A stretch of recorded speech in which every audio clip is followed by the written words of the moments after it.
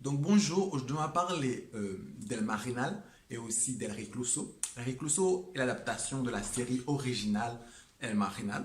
Lors de la première saison, cette série raconte l'histoire d'un policier qui va s'infiltrer dans un pénitencier pour sauver la fille d'un juge corrompu. Pour ce faire, il va devoir gravir les échelons de la prison et être ami avec les plus grands malfrats de celle-ci. Donc il va être ami avec les plus grands malfrats, il va réussir à localiser la fille et aussi à la sauver. Mais le problème sera que le juge va trahir Dante Pardo ou Miguel Palacio selon la version qu'on regarde, El Marinal ou El Recluso de la première saison. Donc, mais ce juge-là va le trahir.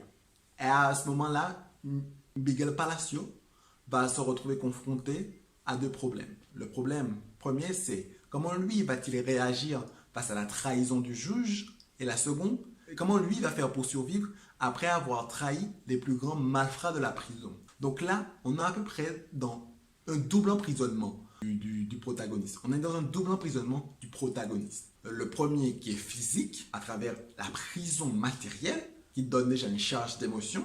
Et le deuxième qui est psychologique. Il se retrouve au sein d'un labyrinthe sans issue.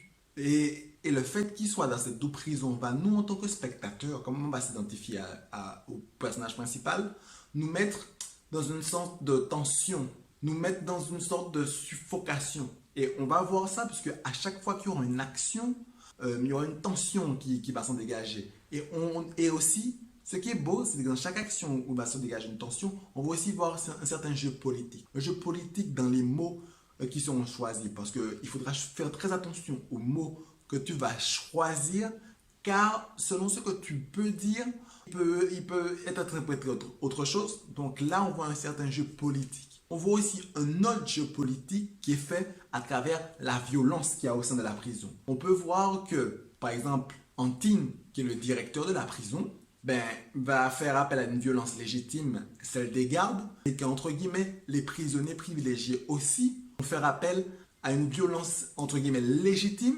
car ils vont tuer des gens, mais ils n'auront pas de répercussions derrière. Ou ils vont fracasser des gens, mais ils n'auront aucune répercussion derrière.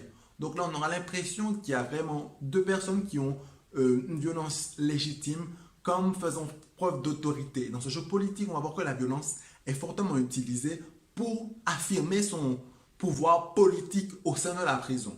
Donc là, c'est déjà tout ça fort. Et en plus, ça ramène un peu plus de tension. Parce que la violence qui est utilisée, le plus souvent, elle est toujours, entre guillemets, justifiée pour avoir son pouvoir politique et le garder, son pouvoir politique. Moi, ce que j'aime dans ces deux séries, c'est l'humanité qui s'en dégage. Donc, c'est très violent et tout, mais on voit une forte humanité, notamment parce qu'on peut voir des rires à travers le commun des mortels, on peut les voir jouer au basket, on peut aussi les voir regarder la télévision, notamment un match de football, ou encore ceux qui sont plus privilégiés, on peut les voir rire aussi entre eux, mais à travers ces rires, on va aussi voir un côté, une humanité qui est belle, et de l'autre côté, on va voir l'humanité qui est dure. Comme on parlait, c'est la violence, les meurtres, la vengeance, la justice, l'injustice. Ça va faire que la première saison de Marinal del Recluso sera un cocktail formidable.